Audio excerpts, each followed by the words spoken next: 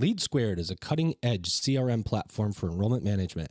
With Lead Squared, you will deliver a seamless student experience, streamline admissions processes, lower costs, and increase retention. Schedule a demo at leadsquared.com.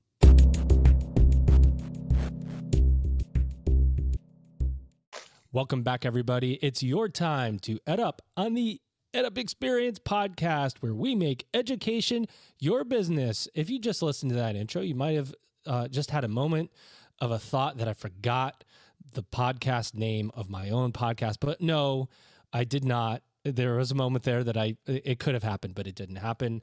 I'm glad, because my producer, Alvin Freitas, would have had me do it over again, and that always sucks when I have to go back and do something over. Speaking of things that suck but are also awesome at the same time, when this episode airs, I will have taken a 15-hour and 22-minute flight directly from LAX, Los Angeles Airport, to Doha, Qatar, or Qatar, depending on who you talk to. It'll be a long trip. I'll tell you all about it when I get back. Luckily, I am in one of those little pods, the little business class pods. The Qatar Foundation has been so kind to Elvin and I to fly us out. We're very excited to record in person coming up in the next week, and we'll let you know how it goes when we get back. You'll hear this episode probably when I get back, and so a week after that, then you'll hear about how tired I am and how much jet lag I have. Not that you care at all. So I'm going to go in and instead of talking to you anymore about things you don't care about, I'm going to talk to you about something you should care about. And that's my special guest host today. He's a first-time guest host, and his name, ladies and gentlemen, he is electric. His name is Julian Alcid, and he's Chief Marketplace Engagement Officer at Untitled. Julian, how you doing? Hey, Joe, I am electric. What can I say? Every time you say it, you're going to get the shock. There you go. Well, I am honored to guest host with you today. Thank you so much for having me here. Do you have any idea what you're doing, Julian? Or do you feel confident? Do you feel a little uneasy? How do you feel about your first podcasting foray here? I'm feeling electric. I'm feeling great about it. I'm especially enjoying looking at this Blue Yeti mic that I've purchased. You got the microphone, as a nascent podcaster, and it is very impressive. Yeah, doesn't it make you feel, when you get a microphone, especially the Yeti, it makes you feel professional immediately? Yeah, it sure does. Yeah, it's good. I love it. I have mine. I can't use it, of course, because it doesn't plug into an audio interface, and without an audio interface, then I couldn't do this. So I have to use a different microphone. And so, Julian, I'm really excited to have you. Of course, Unmodel's doing great things, great partner of the EdUp Experience. And I know we're going to have a good conversation today because I know my guest, and she's also electric, but we're going to give her this instead. Here she is, ladies and gentlemen, Dr. Jill Buban. She's Vice President and General Manager of EdAssist Solutions at Bright Horizons. Jill, how are you? I'm great, Joe. I didn't realize what an audience we had today. Oh, when I told them you were coming, they just won't stop. It's like this thing's on repeat over and over again. I'm like, guys, it's Jill. She's cool. You don't have to stand the whole time. I'm so glad I prepared and dressed for the occasion. Yeah. Well, I'm glad to have you here, Jill. I think it's been a long time coming. I feel like we should have done this a long time ago, don't you? I do, but the timing's right now. We're both in the States. We're both not at a conference and have some free time. And I get to meet the electrifying Julian. So it's perfect timing. Well, I'm glad that you think so. Well, we want to know about you, Jill. We want to know about EdAssist Solutions at Bright Horizons. What is it for people that don't know? Level set this for us. If you're talking to somebody that didn't know EdAssist at all, what is it? How does it work? Why is it important to higher ed? Yeah, sure, Joe. So I joined EdAssist about 5 months ago. It was a big leap for me, having been either at nonprofits or higher ed institutions for the past 15 years, but was really excited to be able to lead a company that serves almost 500,000 adult learners who are seeking their education through their workforce education benefit. So for over a decade now, EdAssist Solutions has been in that tuition assistance, tuition reimbursement, no cost degree, student loan support space, you name it. If there's an education benefit coming from a company, we support that. So it's just so phenomenal to be able to work with, gosh, we have almost 230 of some of the country's largest corporate clients. And we also work with about 220 education institutions around the country. So connecting those employee learners from our clients to the right educational opportunity, trying to drive down costs for students is just a phenomenal opportunity for me. That's incredible. Okay, so let's go into layman's terms here. So an employer says, Jill, we want to create a benefit for our employees to go back and get an education. Mm-hmm. We want to use EdAssist to facilitate that because we don't want to spend time vetting 45 universities. We want you to do that. And we want you to be the broker, the in-between, the platform. And then absolutely, you take them and go, okay, here's how this works. So how does that work? Absolutely. So you hit the nail on the head, Joe. We do have a fairly robust platform for all of our employees. But I think what's rung true to me through all of the calls I've had with current clients and prospective clients is the active relationship building throughout the process. So really listening to the client's needs and understanding what they're using the benefit for. Is it to attract talent, retain talent? Do they believe in education and providing this benefit and letting their employees choose what path they want? Do they have a high need area to upskill a portion of their workforce to meet a high need? And so we go through a series of conversations and questions and then bring together, kind of what we think the best in class program is for that client. It could be, certificates, skills-based learning, MOOCs, all the way up through doctorate degrees. So something we're working on now and are just talking to some clients are pathways we're creating so that the employee can see their kind of the career, financial, and aspirational mobility that education can provide them. And employers, our clients, can see how they can fill high need positions and how long it will take them to fill those positions. That's great. Thank you for that explanation. And before, Julian, I'd like to bring you in, but before I do, I want to ask one more quick question. How much is proactive and how much is reactive for EdAssist? Do you go to the company and say, hey, look, Fortune 500 company, you're not doing anything for your employees, or you're not doing enough, or are you sitting back and the employers coming to you now and saying, hey, look, we need to do more for our employees because they're leaving in droves and we need to provide more? What's that balance look like? Yeah, great question, Joe. I think there's a combination now, and obviously there's been so much news in the press, the great resignation, and how are we going to fill healthcare frontline worker positions? So for current clients, it's thinking about how can we use this education benefit more wisely, not only to fill positions, but to retain their employees and to keep their employees satisfied. For prospective clients, I think it's a mix. We have a lot that come to us for solutions. And then, of course, we have a phenomenal growth team that's doing a lot of outreach as well. But I can definitely say, I think, the consistent daily focus on the workforce and how we're going to fill jobs and fill the needs of so many employers has really, turned a lot of eyes on the education benefit. I feel like that's a good segue over to you, Julian. Yeah, thanks. I couldn't have set me up better, Jill. First of all, it's great to meet you here on the pod, and I noted this earlier today that we have over 400 LinkedIn connections shared. So I'm kind of amazed we haven't crossed paths, but I'm particularly interested in talking to you sort of as workforce expert to workforce expert. I mean, there aren't a lot of people, like I spent the last 30 years focused on workforce development. My work has been much more around sort of and underemployed folks who are stuck because they don't have the education learning they need. And I know you kind of have come at it a little bit more, it seems, looking at your profile, from sort of the workforce education side and in higher ed. And I'm really interested in your research I read your recent report on workforce education and equity, which is amazing data. And I'm super interested in hearing you walk us through the highlights, and particularly the high priority that Americans are placing on learning, and employers who support their learning. Yeah, great question. So By the way, that was data sorting there through Jill's research. I was wondering. I was like, wait, did I turn on my data sorter? I know. I was like, oh boy. That is great.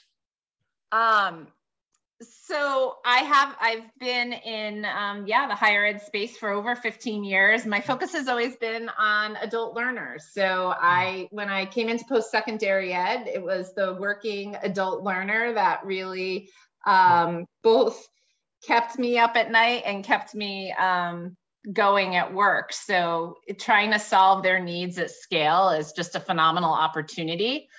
And it is odd that we haven't met, Julian. So I'm glad that Joe put us together. In regard to our recent survey, there was some alarming data that I don't think at this time any of us are too shocked at, but now it's how are we finding the solutions? So when we slice that data, or we do our data sort that Joe referred to, we can look at gender and kind of female inequities and about their desires for education benefits and how that might entice them to go back to the workforce. I just also wrote an article in Fast Company a couple of weeks about this and how we can serve women, how we can attract women back to the workforce through benefits and how we design programs for them. Another kind of alarming data point is, around the desire for Blacks to have an education benefit and how that can help underserved first generation students as well, going back to the workforce and really get ahead. So a lot was focused on different populations and how we can better serve populations through education. While not in the report, we hear about this every day. How can we look strategically, not only by gender, race, ethnicity, age, but how are we looking specifically at underserved populations and educating those populations about job opportunities? I was hosting a webinar with a few clients a couple of weeks ago in the healthcare sector and mentioned that they're going into schools, into middle schools and high schools. So as young as 12 years old, to educate students in underrepresented areas about work in hospitals, work in healthcare, so that there's an understanding that you don't have to be a nurse or a doctor to go into healthcare. There's lots of options for you. And some of them you can go into right out of high school and earn your degree, earn your education for free as you work through these healthcare experiences. So, I think I'm going a little off track in terms of our data, but kind of in response and how we put some of the data points to action. I think this kind of real focus around workforce education is making us think innovatively around how we help other populations and elevate them into the workforce and provide opportunity. And I think that was a missing piece of the puzzle even 3-4 years ago. Amazing. Yeah, no, it's so interesting to hear you talk that through. And yeah, the numbers to me were really shocking, particularly as it relates to the disadvantaged workers. Just before I toss it back to you, Joe, one follow-on. I just have to ask if you just said shocking. I will. I'm electrified. So speaking of the working learners, so Unmuddle is a marketplace for community college programs and what we've done essentially is reduce learning to the most basic element of a course. So what's the course that's going to get you a better job or onto a pathway? And so the people we're targeting, those in the muddle, air quotes, are people who don't have the money, don't have the time, don't know the ROI. And I guess, with the sort of notion that not everyone needs to be kind of shoved into the traditional middle-class higher ed pathway. And I'm curious, as you're having your discussions with existing and potential clients about solutions, to what degree do you see a shift away from the more traditional, got to go get your bachelor's, master's, PhD, et cetera, to, you know, the kind of things you were talking about, like, hey, there's all these great jobs in allied health and, Yeah. you know, and, you know, technician jobs and IT and infrastructure where you can kind of get on a track and, oh, by the way, find a good employer that's going to pay for you to keep advancing. Do you see that trend growing and growing? And if so, yeah, kind of where? Definitely. So 60%, there's a lot that goes into this matching and working with the company and higher ed institutions, community colleges, educational, you know, partners. But about 60% of our clients actually allow for what I'd say, so non-credit bearing courses or skills-based certificates. So that's a big push, like to educate our clients around the need and the solution that these types of learning experiences can provide to the future and current workforce. So we're always having conversations around that, around those bite-sized chunks that all of us in this field, I'm sure Joe's familiar with. We've been talking about stackable education for years and really trying to educate around that. But another point to that, Julian, is I've seen an increasing amount of conversations around that. Kind of exclusivity doesn't equate to quality, and a better understanding of why certain institutions fit the needs for working busy adults.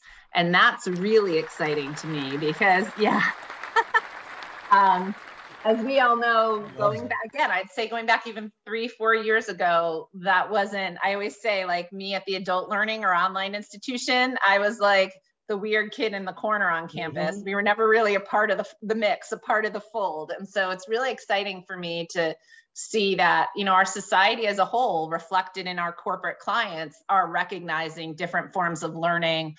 And then that's really more than an acceptable educational opportunity. Yep, that's great. Well, guys, you know, I hate to say this, but this is the point. Well, I actually love to say it. So this is the part of the episode when I like to ask a little bit of a curveball question. If you've listened before, you know what's coming. Since Julian's a first-time host, he also gets to play the game here. And are you ready, Julian? Are you ready, Jill? I'm so ready. I'm ready. For no money to Jill, no money to Julian, zero money. We have zero money here at the EdUp Experience, but I'm going to ask anyway. Jill, you get to answer your pick of these two questions just to tell us a little bit about what your personality is like. Number one, if you choose to answer, what is your entrance music, Jill? What's that song playing every day when you walk into the office or when you walk into a conference room or when you're giving a commencement speech that introduces you to the audience? What song resonates with you? Or number two, tell me about the dream vacation you couldn't take during coronavirus that you need to take now. Ooh. Both such great questions. I'm gonna have to go with question number one. I was hoping you would say that. Because my daughter actually likes to talk about my walkout music and what she thinks I'd be walking out to at a conference, a speech, anything. So I am a huge Swiftie, a Taylor Swift fan. And she and I agree that I would walk out to The Man. Okay. I love it. Why'd you pick that song? To me, the whole song is about kind of some of the complexities of being a female leader and the kind of hats you have to wear. And sometimes if you lean in a little too hard, you're seen as nasty. Other times you're appreciated as a strong female leader. So I love the whole context of the song, and it's fun. It's got a good like swagger walkout beat to it. Fire. That's a fire. I like that. Julian, you get the vacation question. Okay, the vacation question, that was pretty easy. My brain started answering it before you even finished. Costa Rica, definitely. You know, I just got to get, especially with the cold weather coming on, the craziness in this country, to get to a place that is beautiful, that just seems so sane, where everyone seems happy. Don't know if you've ever been there, but it's definitely my go-to place for. No, but aren't you in Arizona? No, I'm in Rhode Island. Oh, Rhode Island? I'm in Rhode Okay, Island. then that makes a lot of sense. I thought you were in Arizona. I was like, the cold? No. I mean, who do you... Cold. No. Arizona, no. Well, that's great, and thanks for that. And Jill, I hate to say it, but you bring up a really good point about being a female leader in higher ed, and you've anybody that wants to take a look at your LinkedIn profile will see you've been faculty, excuse me, you've worked for the Online Learning Consortium, academics, digital strategy, online ed. What are the barriers for women in the workforce right now, especially in higher ed, and in your role now in working with organizations? Is it putting you in a funny place now because you're playing dual roles, or because there's imposter syndrome, because you've got to, what does that look like for you to balance all that? Wow, Joe, that's a lot. I know. I'm trying to, I was just out of my mind. I'm like, how do I even distill that down to a question that makes sense? And it doesn't. It's just more like, what are you dealing with now? Yeah, it's a really great question. I think I'm at the point in my career and in my life that I'm a bit over the imposter syndrome, but definitely that is fierce in academia for younger female. I was fortunate to start teaching at a fairly young age, but there's also a lot of age inequities, I think, in academia, and how can you teach if you're young, that type of thing. But in terms of, where I am now, I've had so many amazing opportunities, and they've really come through kind of some of them sheer will, grit, the kind of athlete in me that really wants to persist and do amazing things and have an amazing impact on so many learners. And so being here right now at EdAssist has really just allowed me to kind of shine on so many levels and be really confident in my knowledge base and everything that's gotten me here. I know that sounds super cheesy. It sounds like I'm at an Oscar show or something, but every day, no matter, we were talking about how many meetings we've all been in, like no matter the meetings, no matter the challenging conversations or who those conversations are with, I honestly feel so blessed to be in a position to be not only impactful, but to move beyond any kind of imposter syndrome that there was. And also to start thinking about how to be mentoring younger women in the field. I had some really strong female mentors right from the get-go that I'm just so fortunate. So I feel like I'm in a place now to be able to give back and help women find the confidence in themselves to be impactful and to move their careers forward as well. LeadSquared isn't only an enrollment CRM. It's a technology that will allow you to optimize your entire front-end student lifecycle by providing decision makers with real-time customizable dashboards. Forecasting, measuring, and optimizing for key activities will increase retention and revenue, and LeadSquared will lower technology costs simultaneously. Not only can LeadSquared align with existing admissions processes, but the technology will also help you innovate beyond what you thought was possible. The ability to access data on your phone will keep you connected, and when you add in the world-class customer service, LeadSquared transcends being a technology. It's an experience. Check them out at leadsquared.com. That's great. I appreciate that. And boy, I agree with you. The ageism thing is almost more rampant than anything else. I happen to have the benefit of being extremely young. So, but I'll tell you, as I've progressed through my career and somebody goes, so what do you want to do? I'm like, oh, I'm going to be a university president in the future. And they're like, how old are you? You can't be a university president until you're old and gray. Why? Why is that? That's what makes higher ed institutions old and gray. Anyway, don't get me on my soapbox. Absolutely. You know what I mean? And I'm like, come on, give me a break. 20 years of I started in higher ed when I was barely out of college, and it's just funny how things work and what the traditionalism is. And I know it's funny, the threesome on this podcast is all about non-traditional. And one of the questions that comes up all the time, Jill, is what is the value of a higher education, and how does business and industry, I don't know, calculate or communicate that value to their employees, if at all? What are you seeing at EdAssist that from organizations? Are they coming and saying, hey, look, we can't keep our employees. There's a real battle for talent. We want as much education as we can get because we get our hooks into them for 4 years or 6 years or master's degree, whatever? Or is it, hey, look, we need to offer everything and anything we could think of to keep our people and do it at a extremely low or at zero cost because literally we can't find good people? I mean, where's the balance and what are the employers saying about higher ed? Yeah, I think it's a mix right now. Some of it is that we've got to do this. We've got to attract talent. We've got to do anything we can. I think there's another group that it's about, we have really good employees.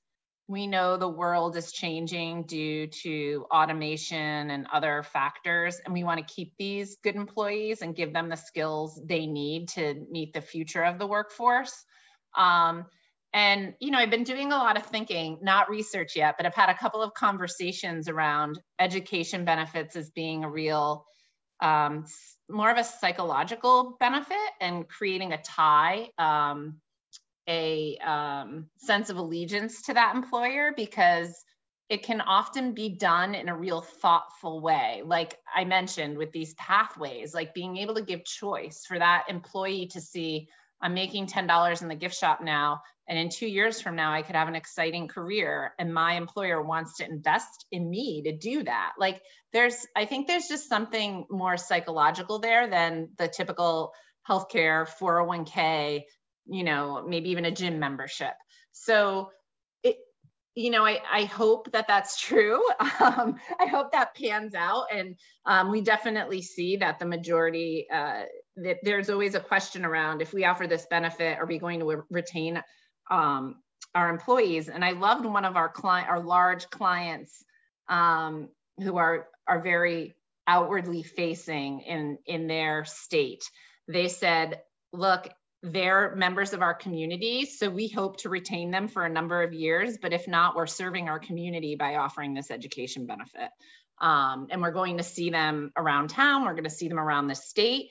And so we're not only providing this benefit, to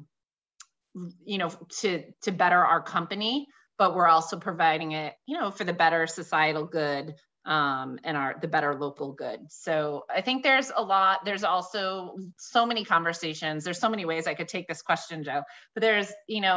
Well, you have an open mic here, Jill. You can just crush it. Well, I mean, education, I think, has always been seen as the great equalizer too. So in looking at, as we talked a little bit before, Julie, and looking at diversity, equity, and inclusion efforts, like talk about using that education benefit to do that and to blur some of the lines and to elevate some of the positioning in those areas. I mean, it's just a phenomenal opportunity for corporations to better understand that.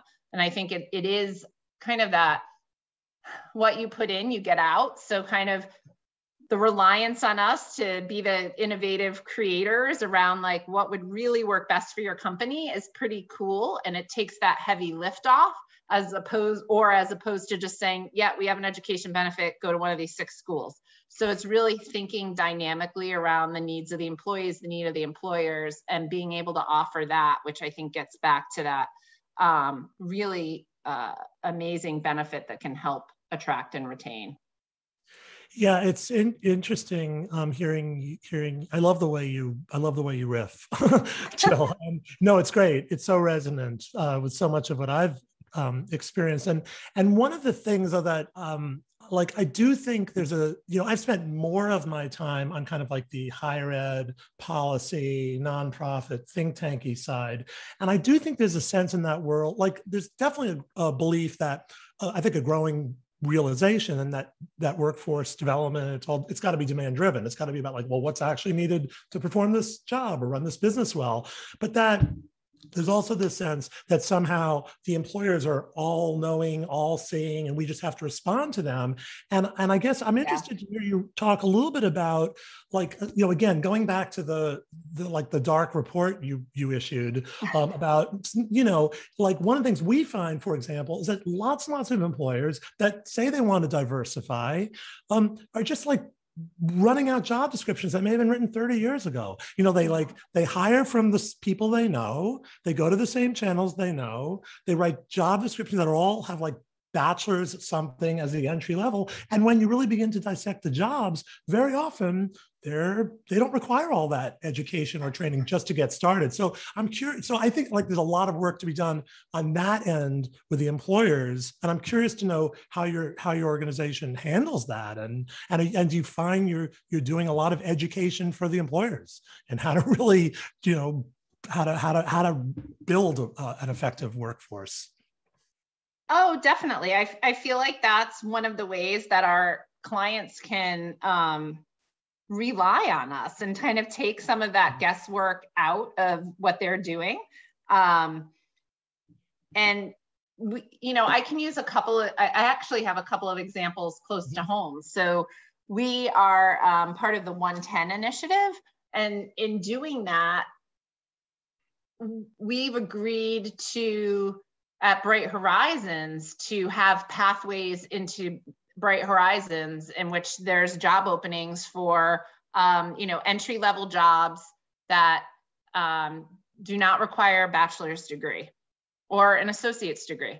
So in doing that, we had a group really thinking about like, let's look at our job descriptions for these three categories. Do you really need this level of education for this job? Could you hire someone who is then working to complete that type of education needed? And what are those tracks? How could we change how that looks? So that was pretty eye-opening, Julian. And we've done that. I've had some conversations with some of our clients about really thinking.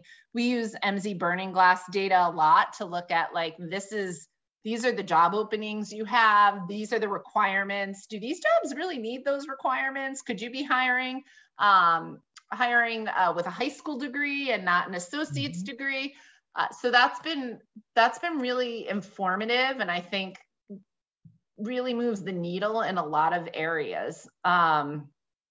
We also, you know, we kind of walk the talk at Bright Horizons. I love to say that. I got in a little bit of a debate with David Blake at ASU GSV on a panel, and I said, hey, we have our own program. We actually do this. So we recruit for our early child care centers directly out of high school. And we provide 100% free education. So there's a certificate, associate's degree, bachelor's degree. We use a combination of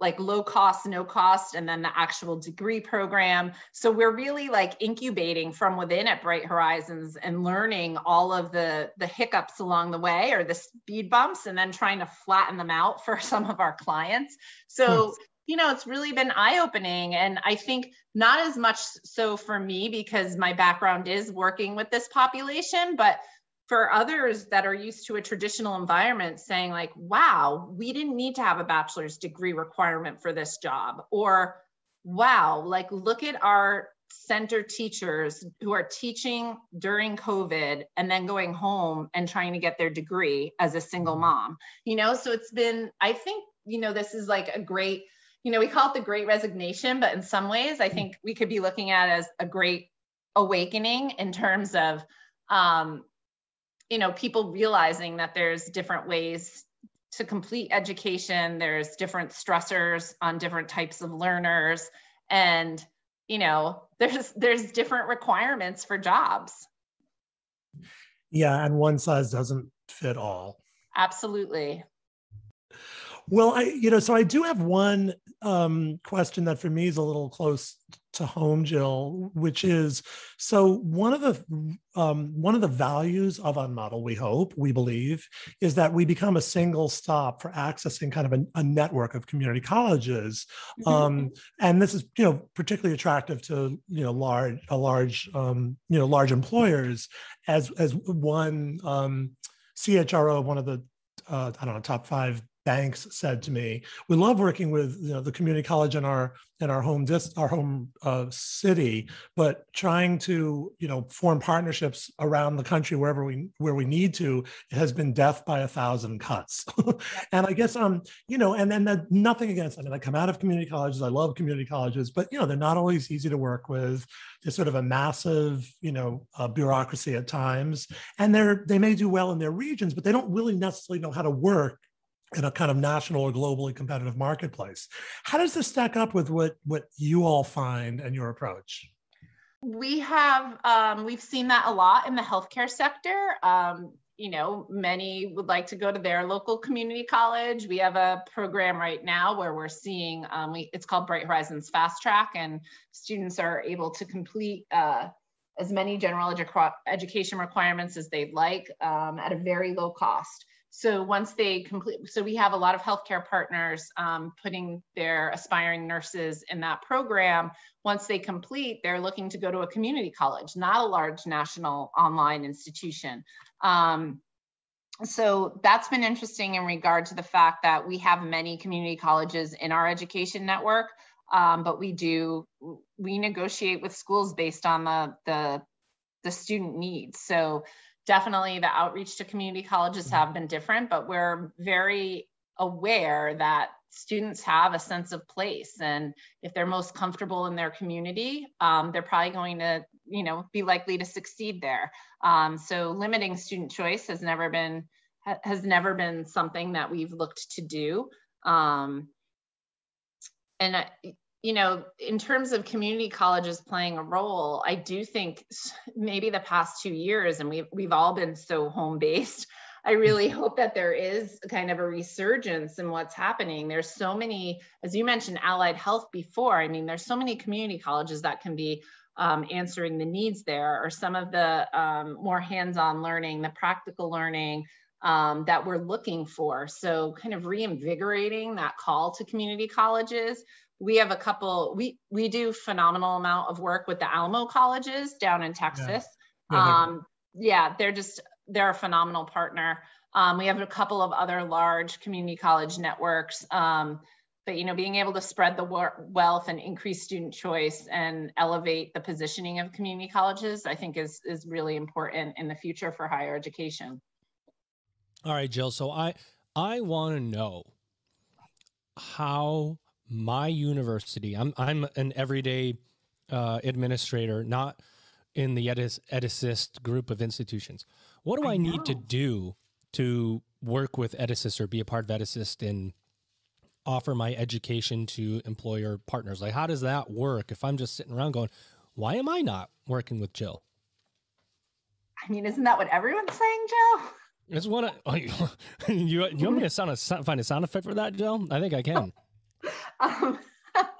Maybe next time. Here's one. Oh, yeah. That's right. Why aren't we all working with Jill? 10 years ago, when we were growing our education network, it was all based on employer demand, employee demand, and just growing. I have had an increasing focus on looking at which schools have high quality. If not, can we help them, through the Online Learning Consortium or other efforts, increase quality measures? That's a global idea for me, right? But in working with schools that want to partner with us, it's typically a conversation, Joe, and thinking about like, what's your niche? Like, what can your school bring to our workforce? Can you fulfill a certain You're vetting need? the school. You're essentially vetting the school going. Yeah, but also, I don't, the thing is, we could sign on every institution, but if a student's just going to hunt and peck and maybe find the institution, it doesn't really work well. Where I'd rather go through the programs, our high need areas, and say, you know what, this is an awesome fit. Let's put it in a pathway. Let's elevate you on our platform. Let's understand, like, we also look at, a lot of times I look at the 5 pillars of quality from OLC. So do you have, can we increase access through students through your institution? Is it scalable? So Joe, if I bring 400 students from one of our large clients, can you have the sections available? So there's a lot of questions we go through under kind of those quality pillars too, to ensure it's a good fit. because we do have instances where there's high employer demand, and we want to have that list of schools running in our head that we can send students to. So as opposed to just signing institutions on with the thought that they're going to have some huge enrollment yield, we like to really be thoughtful about the partnership and how it can be beneficial. Right, because you could see why an institution wants to work with you immediately, right? Because they want to increase their enrollment pipeline, access to employers, so you have so much of the leverage. How often do you say, nope? How often do you turn universities away? I actually did that a couple of weeks ago, but it was more about talking about a couple programs, and I was honest and I said, you know what, those two are really interesting.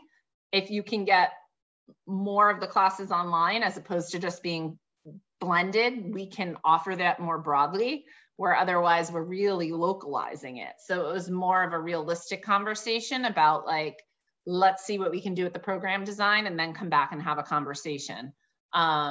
So can it be program based? And so each, and this is for the audience here. So if I'm sitting around going, okay, I think my program's unique enough that Jill will bite on it, but it's just this one program. So I come to you with the one program that my university has created that resonates. I don't bring you a slate of programs, or do I? Or are you looking more for variety amongst your offerings through EdAssist? That's a good question. I mean, we have some tried and true schools, Joe, to be honest with you, that we know have high student, I mentioned the Alamo colleges. I'll also mention Western Governors University. I mean, they have phenomenal retention, graduation rates, and know how to serve adult learners. So I can sleep at night knowing that we're sending students there. So also part of that, low debt yield, and that's for the casual student, right? Yeah. But I will also say that's a focus on a certain learner, right? We can, in a large population of learners, but then we also have clients that are looking for solutions for very specific areas for master's degrees, right? And so, we have some partnerships with very elite engineering programs, because that's what some of our clients need. And that's how they're filling roles and retaining their talent through those institutional pipelines. So sometimes we look really broadly to fill the large need. Other times it's looking really narrowly at that 1, 2, 3 programs that we really need. I mean, when we look at healthcare pathways right now, those high need areas might only be filled by a few learning opportunities, because just not everyone has the critical mass in that type of programming. It's good to know that, Riley. It's good to know that if you're sitting and you're listening to this as a university administrator, you're just going, why can't I do that? Well, and the other thing is, that's our model. We work with institutions to drive down the cost for students. So we typically, all of our institutions give somewhere between a 10 and 40% discount. So we ask that institutions pass the discount to the students. So that's one part of the formula as well. So it's having that conversation. But, a lot of institutions would say, wow, I could work with EdAssist and give a 10% student discount. I feel better about doing that than working with a company that's going to charge me 50% of all my enrollments. But I don't want to be misleading and say, we're going to get you all those enrollments either. So it's really, it's an interesting enrollment game in higher ed right now, as you know. Oh my gosh. If there was ever going to be a mic drop moment for the episode, that would be it. Enrollment is the thing, right? And it's getting harder and harder to do, which leads me to my last 2 questions. Normally I ask my co-host, Julian, if you have any additional questions. I say normally I ask my co-host if they have additional questions. And so I'm going to do that to you today, Julian, because we're running out of time for Jill. So if you have a quick one, slide it in. Yeah, no, please. Bring us on home. I'll give her the final 2 questions, Jill, that we give to every single guest that comes on the EdUp Experience podcast. Number 1, what did we miss about EdAssist that you were hoping that Julian would ask you about today? But since it was his first co-hosting gig, he just totally blew it. Anything you want to plug, say, website, anything? And then number 2, what does the future of higher education look like? I think I plugged EdAssist really well, but I hope it's more of my excitement, and everyone that listens can find me on LinkedIn, can, go to the Bright Horizons website and learn about all of our wraparound supports, how we serve not only adult learners, but all stages of life. Future of higher ed. From my background, I am going to say that some of the shifts I think are here to stay.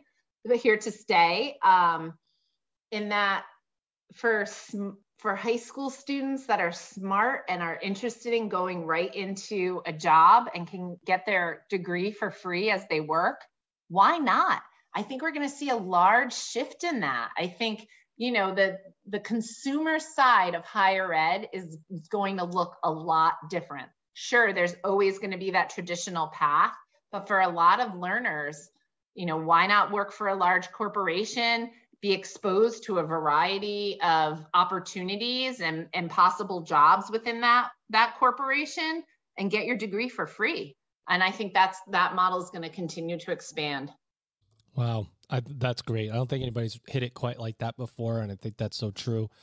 Well, there you have it, ladies and gents. Julian, thank you so much for joining us today on an EdUp Experience episode. What did you think of your co-hosting gig today, my friend?